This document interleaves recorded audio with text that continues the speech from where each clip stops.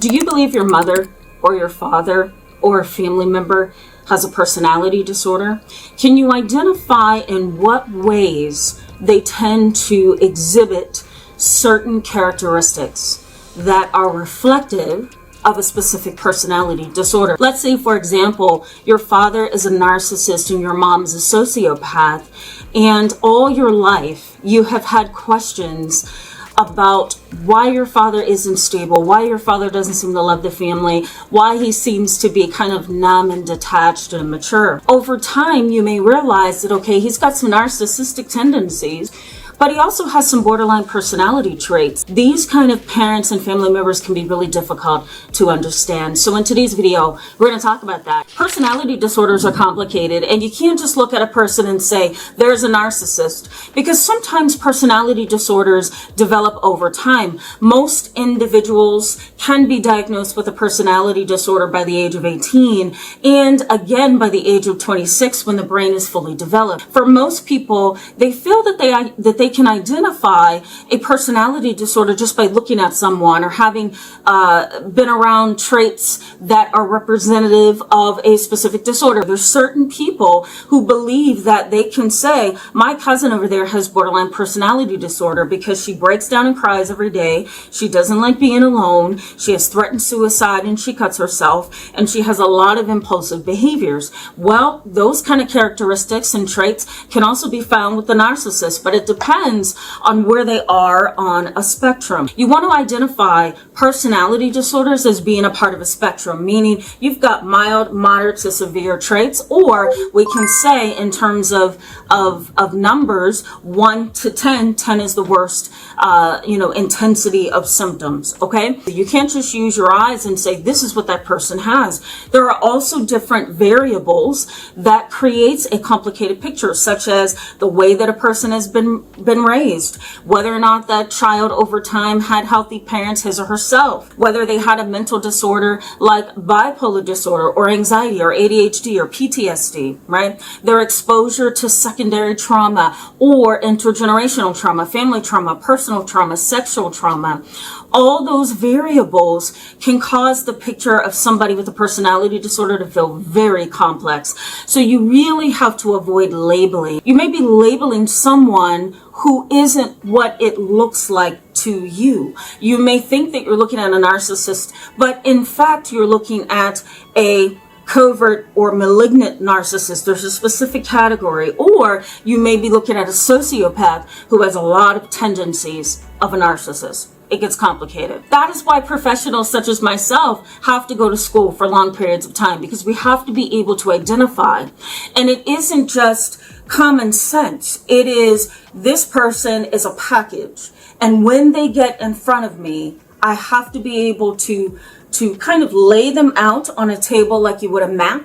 And I have to look at this from a diagnostic point of view. I have to be able to look at the whole person, not just what I see with my own two eyes. Some people also believe that their parent or their family member has what was previously known as a mixed personality disorder or a coexisting disorder, or we can also call it a dual personality disorder.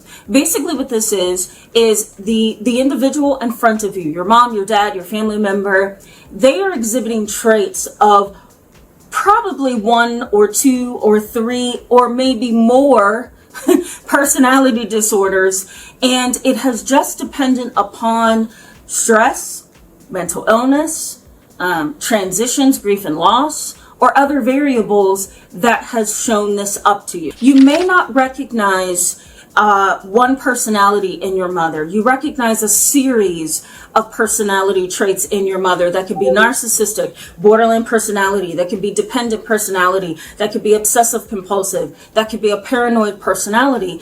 And it's just really been all the things in your mom's life that has changed and shifted and so forth that has brought this out to you. That she doesn't just appear to be one diagnostic label. She could fit a lot of them. You're probably going to have to know some kind of psychology, because working through the clusters requires expertise, not just what you see. There are types of personality clusters that can help you lump symptoms, okay, or behaviors or mindsets, so that you can kind of better understand what may be going on with your parents or your family members. So the first cluster is known as cluster A, and that's basically, here it is on the screen for you, but that's basically the paranoid, the coldish, if you will, indifferent, eccentric personalities. And these are the individuals that don't quite meet diagnostic criteria for the autism spectrum,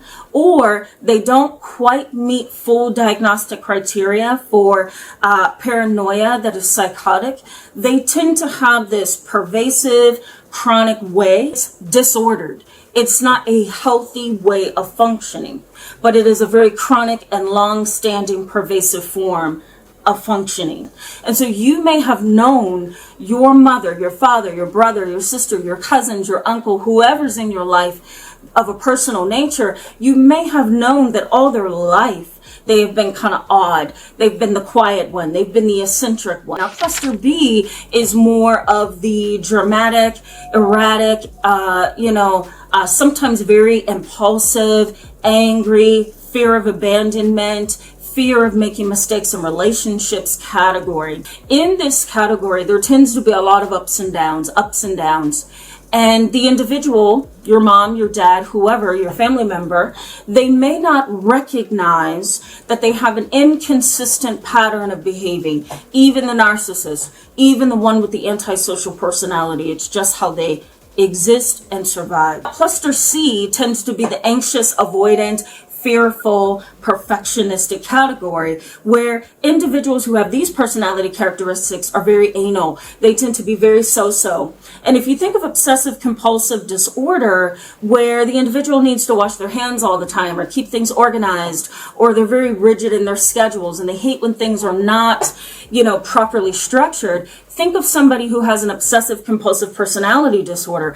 This is how they were born. This is how they think. This is how they behave. There's no medication in this world that can change their obsessive compulsive personality pattern. That's a very scary reality. This is the kind of parent, for example, that may force their kids to get nothing but A's and A pluses, get on the best teams for sports, and go to the best Ivy League schools. And they're very rigid, very perfectionistic, very superficial in how they live their life. So these are the clusters. You want to know what those are, right? Because if you're going to identify your parent or identify your family member and kind of put together, piece together these categories of mixed personality traits, then you're going to want to understand the clusters. Now, let me also highlight something here, that mixed personality traits or criteria or disorder, for example, doesn't necessarily mean split personality. It's not like, this parent, this family member has a split personality and they show two sets of symptoms, right?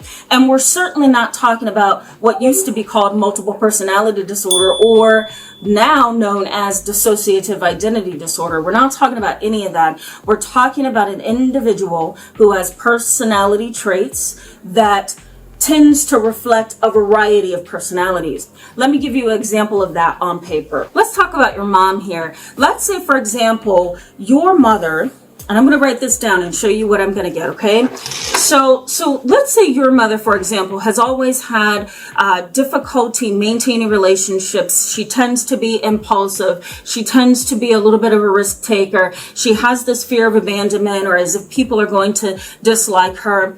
She splits people. In other words, one moment she likes them because they meet her expectations, and another minute she does not. She prefers relationships that she can slightly control, right? So we're going to add here as her traits, we're going to say unstable relationships. We're going to say impulsivity. Okay. We're going to say risky behavior. And you can actually do this with me if you want to. Risky behavior. We're also going to say depression. Okay, or depressivity. We can also use that term, but we're going to just make it simple. Depression. Suicidal ideation, meaning thoughts of suicide. We're also going to put self-harm. Okay, we're going to put unstable identity, meaning she doesn't know who she is, and her identity changes from one minute to the next. We're also going to say anxiety, okay?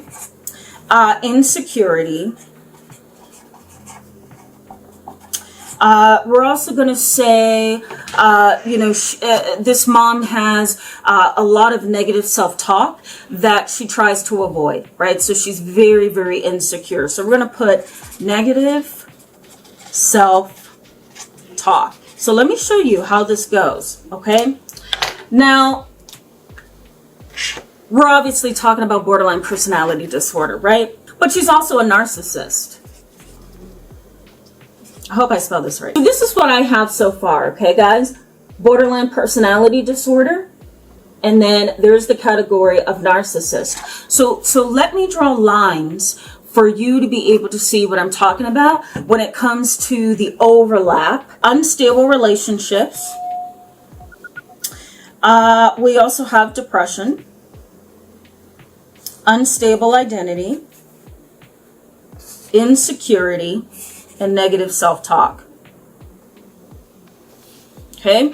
Borderline personality disorder in this parent has an overlap with narcissistic personality disorder. And the specific narcissist that I'm referring to is the vulnerable narcissist. And this is the individual or the parent or family member who can come across with a depressed countenance or face or affect. They can come across as insecure and needy. They can come across as not having proper self-esteem. And they can also come across as being very insecure in their relationships and in their own identity. And a vulnerable narcissist also meets that diagnostic criteria. So in a case like this, there's probably more characteristics we can add here, but for the purposes of this video, this parent would have borderline personality disorder and narcissistic personality disorder. And clinicians, we would categorize that somehow under an umbrella term that can highlight that this person has characteristics of both disorders. Check out these videos right here if you want to see more of these kind of videos, guys. And go ahead and check out my live chat that I did just last week on this topic. Thank you so much for being with me in tonight's video. I'll see you in the next one. Bye-bye. And me as a therapist with 15 years experience, sometimes a narcissist sits right in front of me and I don't know it until maybe a year later when I have gotten all this data, 12 months worth of data to understand this person sitting before me.